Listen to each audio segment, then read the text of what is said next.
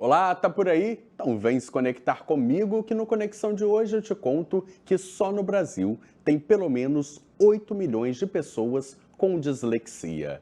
Mas como que essas pessoas são alfabetizadas em português e também na língua estrangeira? Tá curiosa, tá curioso? Vem comigo que a gente já tá no ar. Equipe, roda a vinheta.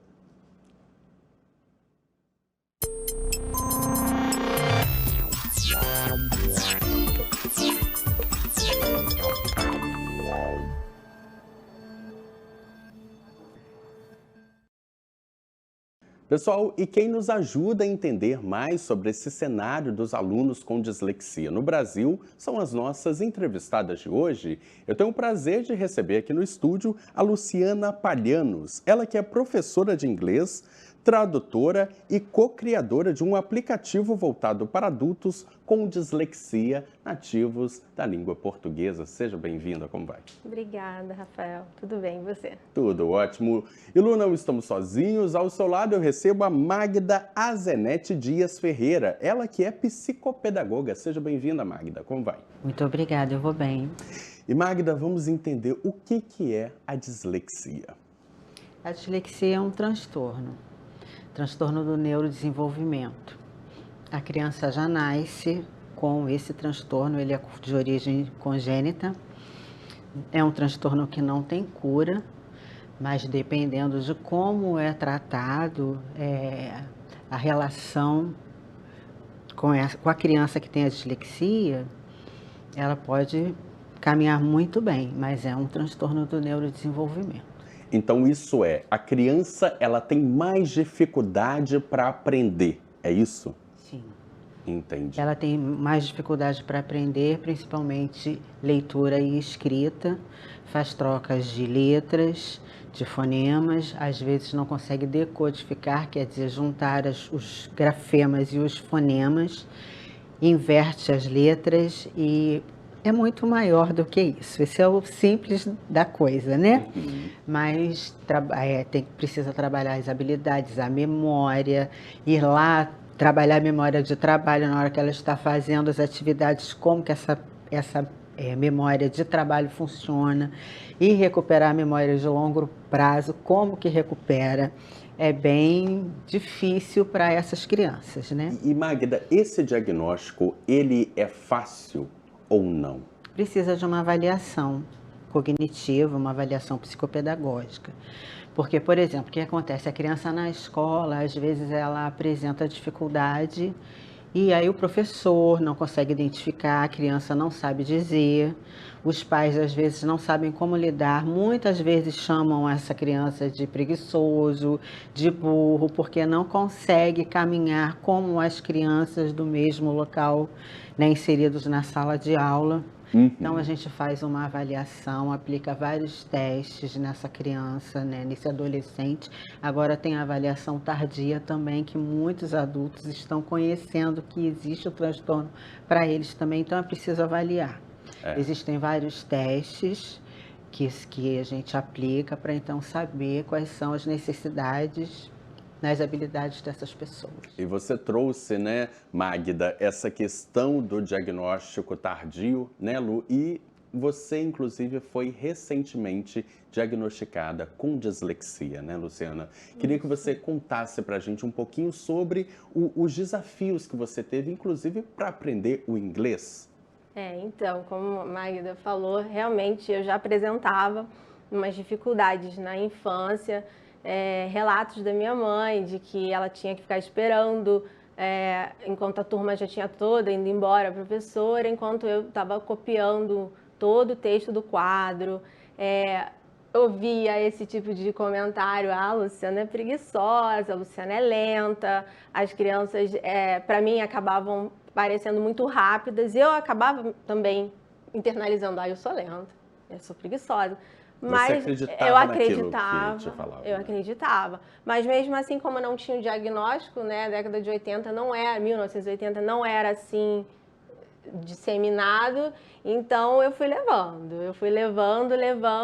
e fui desafiando, porque eu gosto de desafio, né? Aí fui indo, tive muita dificuldade na hora de ler né? Principalmente história. Nossa, os livros de história para mim foram sempre maçantes.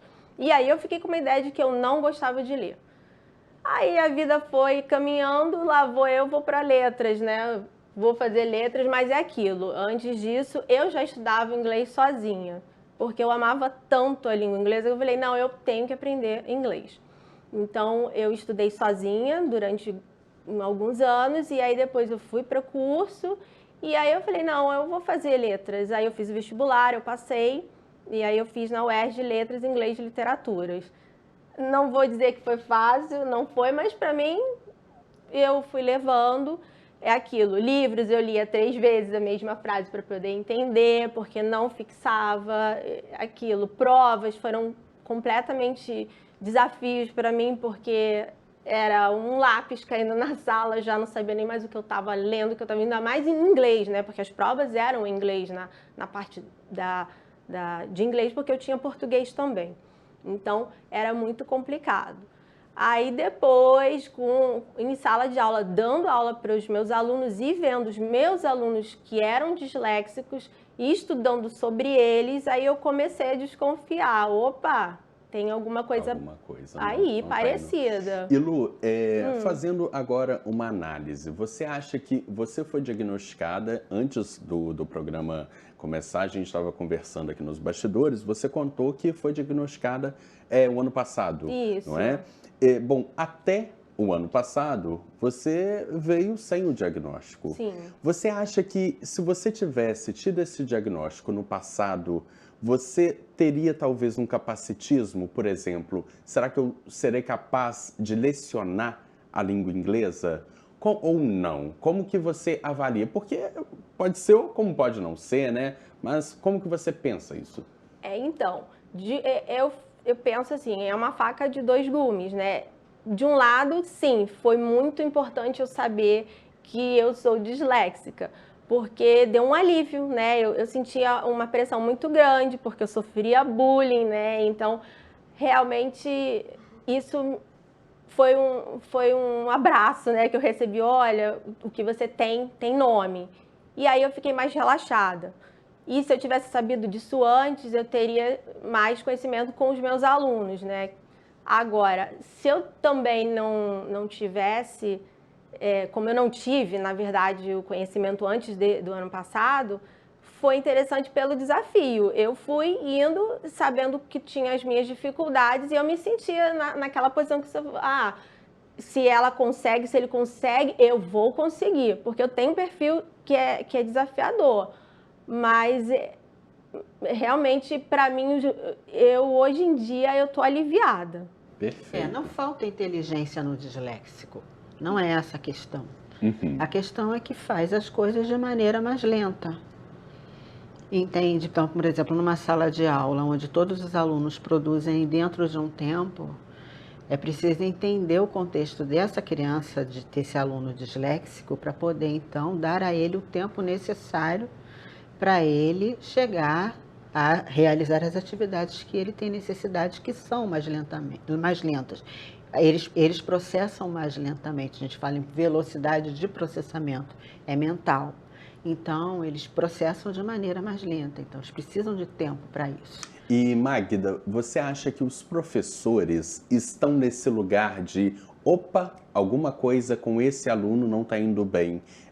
Acho que, será que é uma dislexia? Ok, os professores eles não têm capacidade, né? Vamos pensar assim, eles não têm a formação para fazer o diagnóstico, mas eles podem ser aí uma ponte para vocês, não é? Tem olhar, pode ser uma ponte. Tanto temos esses professores que têm esse olhar e conseguem, por exemplo, chamar a família, conversar com a família, dizer que existe alguma coisa que precisa ser investigada, como nós temos os professores que deixam, como a Luciana ficava na sala de aula, depois que todo mundo ia embora, copiando a matéria, ou então fica sem recreio, fica, de repente, numa aula extra que é super prazerosa para aquela criança, que ela vai poder se desenvolver super bem, o professor não deixa porque precisa copiar.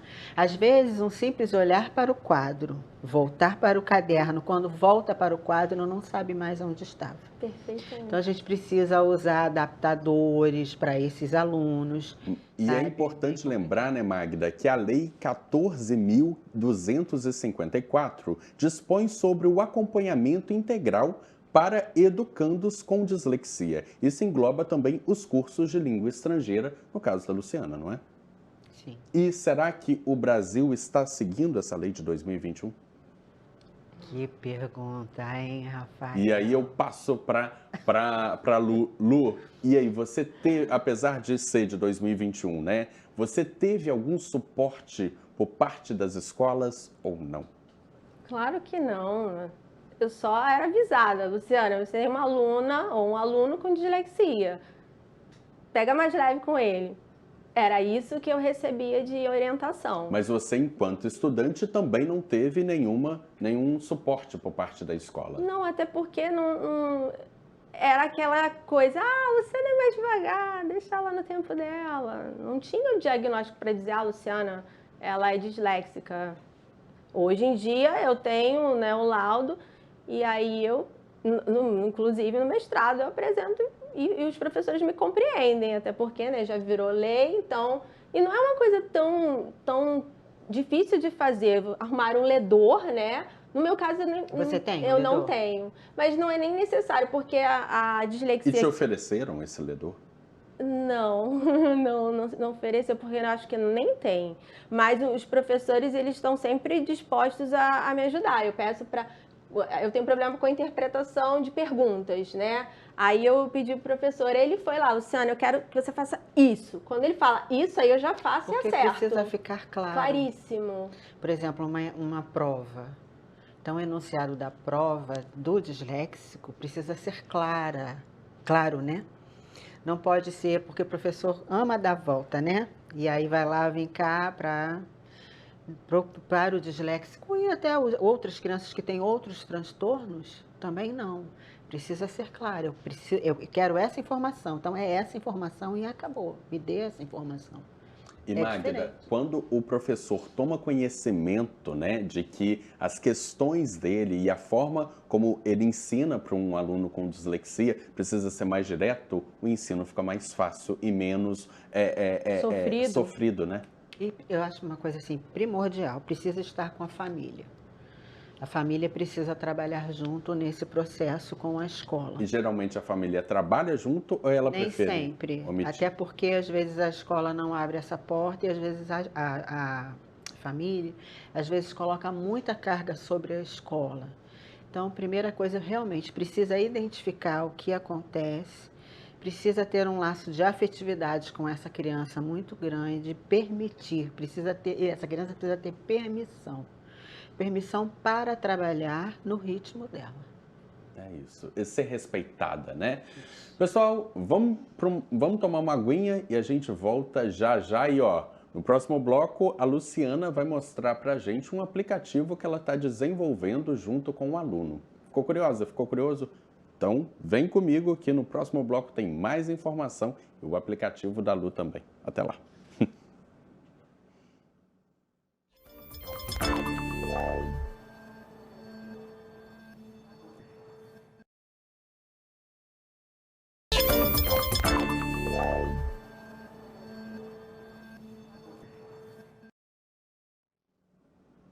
Eu estou de volta e a nossa pauta de hoje é o ensino da língua inglesa para alunos com dislexia. Lu, tô sabendo que tá aí no forno um aplicativo para adultos com dislexia. Que aplicativo é esse? Então, esse aplicativo, ele nasceu, né, junto com o meu colega, no caso ele é doutorando, né, em computação da UF, e a gente fez um aplicativo chamado Lily, que é para ajudar essas pessoas no aprendizado de língua inglesa, tipo, para elas não desistirem, né? Porque é muito triste, a gente sabe que tem um abandono muito grande, até desinteresse na língua, porque realmente o inglês, ele não é tão transparente, né? A gente tem uma dificuldade porque as letras não fazem uma combinação perfeita na hora do som, por exemplo. Eu brinco muito, falo, até com os meus alunos eu costumava falar isso. Por exemplo, island, né, que é ilha, mas até para o próprio nativo, se for ler, vai ler island. Então, é bem diferente. A grafia não combina com o som. Então, isso deixa o disléxico tanto da língua portuguesa ou língua estrangeira, quanto o nativo da língua inglesa. Isso deixa ele desanimado e causa muita frustração para aprender o inglês. Então, aí a gente criou esse aplicativo e ele tem 4 funções, né? A gente colocou essas funções com os botões autoexplicativos, até porque disléxico tem problema com muita informação, porque vai se perder, eu falo isso por mim mesma, né? Poucas informações, não tem aquela aba de ajuda para não perder tempo nem de ir, a explicação já está no próprio botão. Então, a gente tem a função de escrever, que o disléxico consegue até copiar, né? Ele escreve lá a palavrinha, aí aparece automaticamente uma tradução. Tem um botão para ouvir o som da palavra, da pronúncia em português e da pronúncia do inglês. E tem um botãozinho da imagem se for um objeto concreto, né? Aí aparece a imagem para ajudar. Aí tem uma outra função que é de falar, no caso para o disléxico que não consegue escrever, mas ele tem um ouvido bom, aí ele fala a palavra, ele grava, e aí vai ter essas mesmas funções que tem em escrever. E a terceira função é de tirar foto. Aí a gente trabalha com a tecnologia OCR, né, que é de reconhecimento de caractere, que ele tira a foto da palavra e aí sim vai fazer ele traz essa palavra para o aplicativo e ele faz o reconhecimento dessa palavra e faz as mesmas funções das duas anteriores. E a terceira já é a parte da imersão, ou seja, da gamificação, que vai ter jogos em cada nível. Aí ele vai escolher qual vai ser o nível dele. Aí vai depender do conhecimento que a pessoa tem, né? E vai recebendo uma pontuação. Por exemplo, tem uma função que é para ele falar o idioma, ou a palavra que o próprio aplicativo pede para falar, por exemplo, dog, que está no protótipo dele. Aí ele erra, aí dá mais uma chance. Se ele não conseguir, ele tem a opção que mostra um vídeo mostrando a parte, né, acho que é longitudinal da boca, fazendo a língua, onde se posiciona na boca, e a pessoa na frente fazendo a pronúncia de cada letrinha. Então, aí a pessoa olha, opa, vou tentar mais uma vez. Aí vai, e aí se acerta, recebe a pontuação. Aí vai recebendo a pontuaçãozinha como se fosse um jogo mesmo. Que bacana, Lu, que interessante. Eu tô doido para conhecer esse aplicativo. Eu acho que agora o pessoal de casa, a Magda também, eu tô vendo ali olhinhos curiosos para sua fala. E olha só, nós fomos ouvir uma pessoa que já está usando ali para poder, de fato, entender se vale ou não a pena o seu trabalho. Roda aí pra gente o depoimento. Meu nome é Clarice Gomes Lessa, tenho 27 anos, fui diagnosticada com dislexia e TDAH na 4ª série, isso faz um tempinho. Recebi através do WhatsApp a pesquisa sobre o aplicativo novo que estavam desenvolvendo para disléxicos conseguirem aprender melhor inglês e super topei participar. Logo na primeira entrevista a gente começou a conversar sobre tipografia de letras, ordem, sequenciamento lógico de ideias ali dentro do aplicativo, como ficava mais tranquilo para eu ler, qual tipo de letra eu conseguia organizar melhor o meu pensamento e a sequência lógica, como as figuras poderiam se portar e como é que seguiria a minha vista dentro dessas figuras. Então, assim, foi uma experiência bem legal. Na versão beta me entregaram de novo para eu testar e foi uma experiência muito boa, eu estou muito contente com a construção desse aplicativo. É isso aí. Que bom, Clarice, que você está curtindo o trabalho da Luciana. E aí, Lu, o aplicativo ainda está no forno, mas temos aí uma previsão para quando a galera já vai poder baixar? A gente ainda não tem certeza, né? Que eu e o Rodrigo, a gente está trabalhando nisso. Mas eu espero que não passe desse ano, não. Se Deus quiser, eu acho que, né, os adultos precisam desses estímulos também, né? E Magda, qual é a importância dessas ferramentas com foco nos disléxicos? É super importante, porque é um apoio que eles recebem, né? Por exemplo, diagnóstico tardio, diagnóstico na 4ª série, Ela falou, é uma coisa que eu achei interessante, que eu fiquei com vontade de perguntar, vou perguntar agora, Por posso? favor, vamos Que, lá. por exemplo, quando ela falou da letra, né, que ela pode se apoiar no melhor tipo de letra, não é isso? Aí logo veio na minha cabeça assim, será que obrigaram Luciana a fazer cursiva na escola?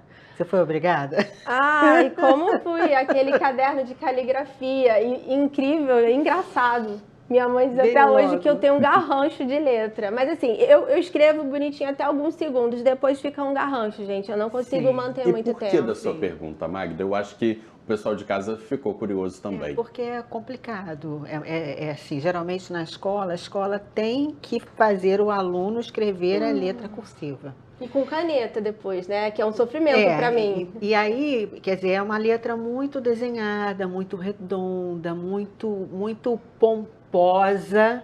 Bonita, né? Uma letra esteticamente... Escolar, se eu posso usar esse termo, escolarmente falando, é uma letra muito pomposa, mas será que a criança ela consegue atingir aquele patamar para poder fazer, né? Então, e assim, muitas vezes a escola traz essa letra como uma obrigatoriedade. Então, se essa pessoa que tem o transtorno, né, não consegue nem ler direito, nem escrever direito, né, ela ainda precisa entrar nessa obrigatoriedade de fazer uma letra pomposa, desenhada, toda estilosa, né? E o que vem antes disso? Né? Quais são os preditores que precisam? Vamos trabalhar essa mão, essa coordenação motora fina. Foi trabalhado na educação infantil? Não foi trabalhado? Então, se essas habilidades não foram desenvolvidas, como que de repente você coloca um caderno de caligrafia na frente daquela criança que não consegue ainda aquele movimento de olhar no quadro, voltar para o caderno, enfim, né? E ela tem então que organizar todas essas coisas mentalmente para poder então realizar uma atividade, sabendo, quer dizer, tem aquele livro A Vida Secreta da Criança com Dislexia. Ai, não conheço, quero ler. E aí, não adianta porque eu não vou lembrar de um monte de coisa. Não, bem-vindo ao clube. Mas ele acha assim, o autor, ele é disléxico. Então ele fala sobre essa vida secreta, como que você pode se esconder de tudo para não demonstrar essa dislexia. Que sofrimento, Magda. É um sofrimento, mas no entanto, onde ele mesmo fala que, quando eu falei não falta inteligência, é dele, palavras dele, do autor, por quê? Ele conseguiu ser um psicólogo, ser um professor universitário.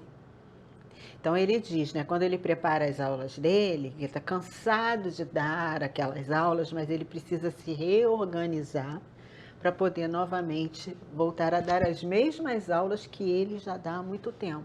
Mas ele precisa dessa reorganização, porque ele tem uma dificuldade. Você trazendo, né, essa metodologia da grafia impecável, o nosso ensino, Magda, ele ainda é excludente quando a gente entende que é uma metodologia que não pensa, né, nessas questões dos alunos, né? Entende, como eu disse aqui, todo mundo no mesmo mundo, todo mundo na mesma situação, e não é assim, né?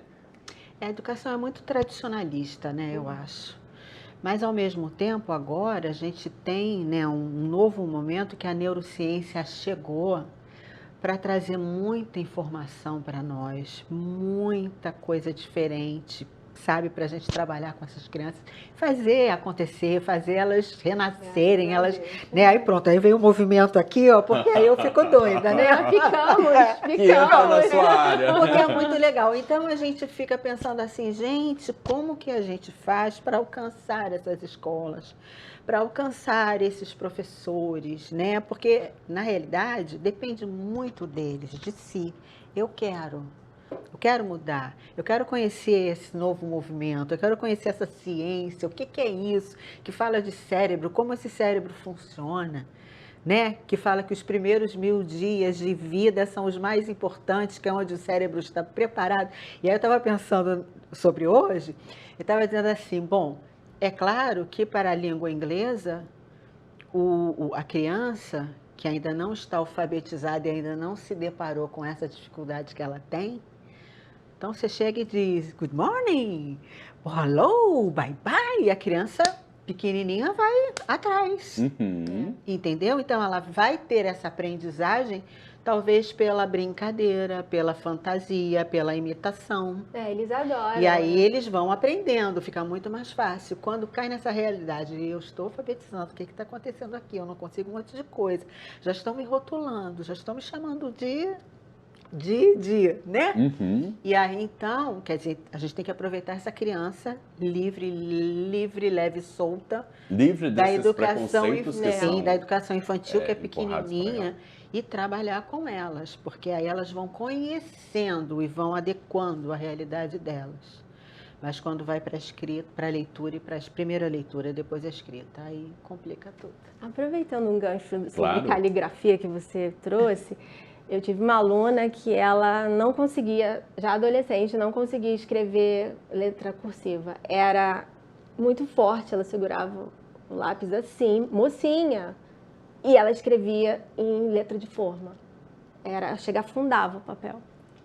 Alguns forçam muito, a letra Nossa. fica escura, rasgam o papel. Isso, a As massa letras pra são apagar, enormes. fica muito difícil. Há poucos dias pra eu ele. estava fazendo um teste de escrita em uma criança que eu estou avaliando. E a letra, assim, tinha um espaço, né, de um dos testes, onde ele tinha que escrever algumas palavras e pseudo-palavras. Então, ele escrevia dentro daquele limite, ele ocupava o espaço todo daquele limite, porque a letra era muito grande. Aí teve uma quarta ou quinta palavra que eu disse assim, olha, essa palavra é grande, talvez não caiba aí. Aí ele diminuiu e fez uma letrinha do tamanho de nada. Eu fiz Olha isso a já na minha preocupação vida, tá? dele, né? Pra poder Depois voltou, encaixar. foi só naquele momento. Depois voltou pro letrão. Letrão Mas naquele mesmo. momento que eu trouxe uma dica para ele, talvez não caiba aí, porque você está fazendo uma letra muito grande, ele foi, mas aí ele diminuiu demais. Olha, ele teve a escuta, ele precisou pensar rápido, não precisava, ele poderia fazer o teste no tempo dele, mas em algum momento ele achou que ele teria que pensar rápido aquilo e fazer com rapidez o que não precisaria, e aí diminuiu muito a letra. E funcionou, teoricamente? Funcionou. Que bom. Magda, Luciana, muito obrigado pela participação de vocês, por terem dividido um pouquinho da sua vivência, do seu conhecimento, enfim, conhecimento de vocês aqui no Conexão, viu? E você de casa, curtiu? Pode ver de novo lá no Globoplay. Estamos por lá. Tchau e até a próxima. Dá tchau, pessoal. Tchau. Pra-